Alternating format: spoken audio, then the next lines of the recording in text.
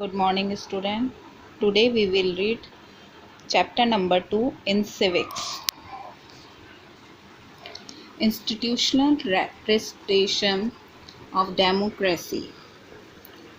Universal adult franchise. सबसे पहले हम यूनिवर्सल एडल्ट फ्रेंचाइजी के बारे में पढ़ेंगे. The citizen of a democratic country have the right to cast their vote at regular interval to elect their representative. Democratic country के जो citizen होते हैं वो एक रेगुलर इंटरवल में अपना वोट डालते हैं अपने प्रतिनिधि को चुनने के लिए. The voting right of people is called franchise और सफ्रेज. जो वोटिंग राइट होता है लोगों का उसे कहते हैं फ्रेंचाइजी या मताधिकार. The word franchisee is derived from the French word France which means free. Franchisee जो शब्द है वो फ्रेंच वर्ड फ्रांस से मिलकर बना है जिसका अर्थ होता है free. The franchisee means that a person is free to choose his or her representative. Franchise का अर्थ है कि व्यक्ति फ्री है अपने रिप्रेजेंटेटिव को चुनने के लिए. Universal adult franchisee give all adult citizens to right to vote irrespective of caste, class, color, religion और sex. फ्रेंचाइजी सभी एडल्ट को ये अधिकार देती है कि वो अपना वोट निरपेक्ष रूप से अपनी कास्ट, क्लास, रंग, धर्म और सेक्स के अनुसार दे सके. Thus, the notion of universal adult franchisee is based on equality, a basic principle of democracy. जो यूनिवर्सल एडल्ट फ्रेंचाइजी है वो इक्वलिटी के रूल पर बेस्ड है एक डेमोक्रेटिक कंट्री में. नेक्स्ट है election. Election in India take place every 5 years by universal adult franchise. Bharat में इलेक्शन प्रत्येक 5 वर्ष में यूनिवर्सल एडल्ट फ्रेंचाइजी के द्वारा कराए जाते हैं. These elections are held to choose the and elect a representative. इन इलेक्शनों से हम अपने प्रतिनिधि को चुनते हैं. Who will form the government are elected by the people. और वो अपनी गवर्नमेंट बनाता है जिसे लोग चुनते हैं. India has a federal system of government. India के एक संघीय सिस्टम है गवर्नमेंट का. This mean that the state of our country have control over their own affairs but are controlled by the central government for national decision etc. इसका अर्थ है कि state अपने affairs के लिए को खुद कंट्रोल करती है लेकिन नेशनल डिसीजन के लिए वो सेंट्रल गवर्नमेंट पर डिपेंड होती है. ये सेंट्रल गवर्नमेंट द्वारा कंट्रोल की जाती है. Thus, representative that form of government are elected at the center, state and local level. ये जो गवर्नमेंट बनाते हैं हमारे प्रतिनिधि ये सेंटर, स्टेट और लोकल लेवल के चुने गए होते हैं. At the central level, member of parliament are elected directly by the people through the general election. ये जो सेंट्रल लेवल के मेंबर होते हैं पार्लियामेंट के ये डायरेक्टली जनरल इलेक्शन के लिए जाते हैं. The party with majority vote become the ruling party and from the government and it's leader become the prime minister.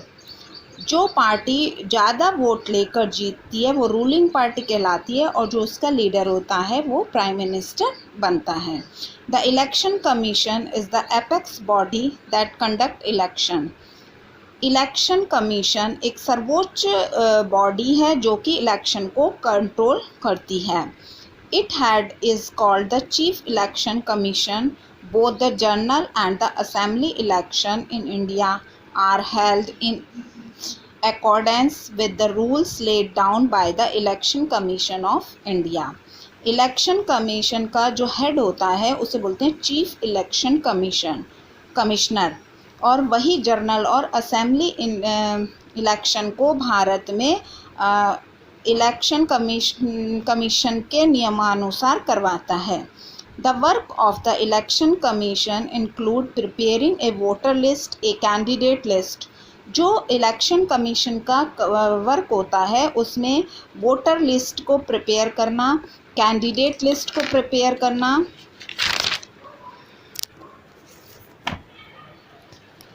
announcing the date of voter registration, filling the nomination or withdrawal by candidate, counting of votes and finally declaring the result। Announce करना, voter registration की date को announce करना, nomination fill करना, nomination वापस लेना और vote की counting करना और लास्ट में रिजल्ट घोषित करना, ये सब काम इलेक्शन कमीशन के होते हैं। The election commission also lay down the common code of conduct for the political party. Election commission जो है वो एक कॉमन कोड भी पॉलिटिकल पार्टी को प्रदान करते हैं। A political campaign is a organized effort which seek to influence the voter to vote for the election party। और एक पॉलिटिकल पार्टी एक कैंपेन वो ऑर्गेनाइज करती है जिसमें वो वोटर को अपनी इलेक्शन पार्टी के बारे में के प्रभाव के बारे में बताती हैं। During the campaigning candidate share their ideals, goals and vision for the country with the voters. और कैंपेनिंग के दौरान जो कैंडिडेट होते हैं वो अपने अनुभव शेयर करते हैं, अपने एम्स को बताते हैं कि वो देश के लिए क्या क्या कर सकते हैं अगर उनकी पार्टी जीत जाएगी तो। These promises and ideals from the manifesto, इनके जो प्रॉमिस होते हैं और जो इनके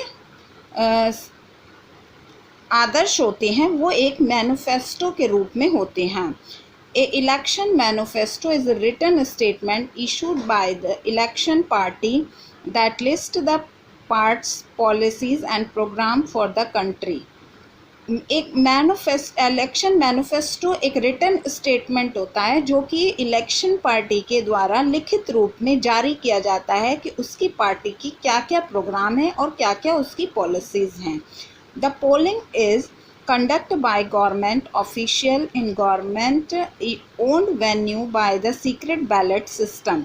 अब जो पोलिंग होती है वो गवर्नमेंट की अपनी एक सीक्रेट बैलेट सिस्टम के द्वारा होती है। It is type of voting in which each persons vote is kept secret. इस प्रकार की वोटिंग से जो वोटर का वोट होता है वो सीक्रेट रहता है। Voter carry their voter identification card with them and produce it at the polling booth for verification। Voter जो होता है वो वोट डालने के लिए अपना वोटर आईडी कार्ड ले जाता है और पोलिंग बूथ पे ताकि उसका वेरिफिकेशन हो सके। In recent time electronic voting machine और EVMs have replaced the traditional ballot box in most area of India.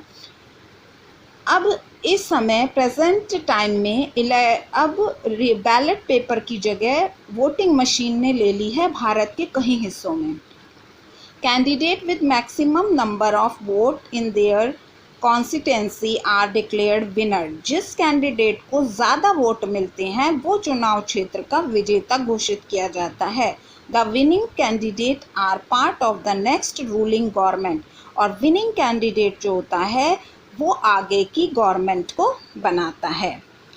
अब है आपका political party system. A political party system and is an organisation registered with the election commission. Political party एक organisation होती है जो कि registered होती है इलेक्शन कमीशन के द्वारा। The party aim to gain political party power to govern the country. Party के जो लक्ष्य होते हैं और पॉलिटिकल पावर है वो ही कंट्री को चलाती हैं। In campaign is defined it define its ideology and set out the agenda they would pursue should they gain power. और जब उनकी कैंपेनिंग होती है उसी समय वे अपने आदर्शों को और अपने एजेंडा को बता देते हैं कि हम किस तरह से जीतने पर सरकार को चलाएंगी। Each political party had its own emblem and colour for identification and voter recognization. हर प्रत्येक पॉलिटिकल पार्टी का अपना एक प्रतीक होता है, कलर होता है, जिससे कि वोटर उसको पहचान सके।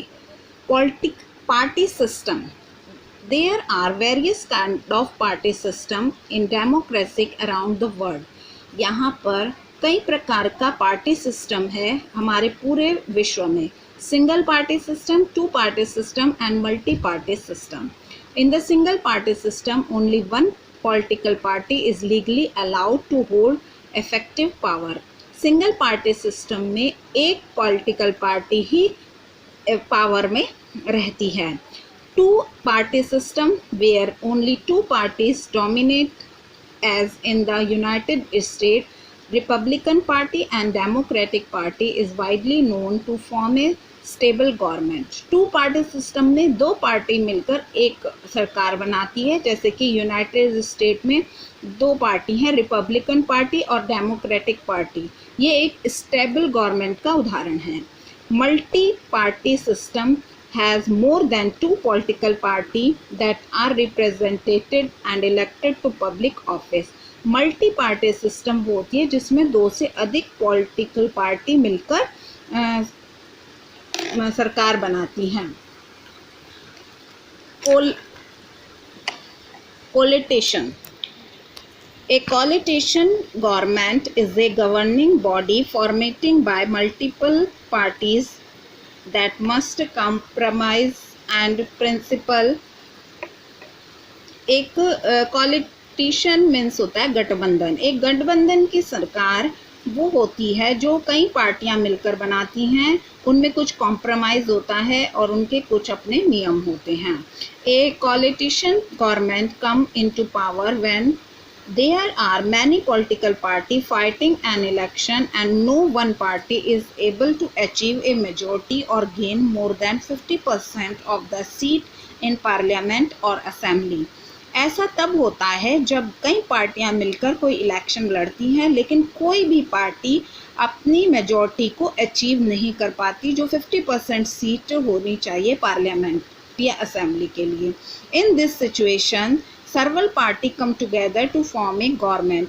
इस सिचुएशन में कुछ पार्टियां मिलकर एक गवर्नमेंट बनाती हैं, generally under the prime ministership of the leader of the largest party. और जनरली इसमें प्राइम मिनिस्टर जो होता है उसके अंडर में होता है और वही लार्जेस्ट पार्टी होती है। Okay student, this chapter is complete. Good bye.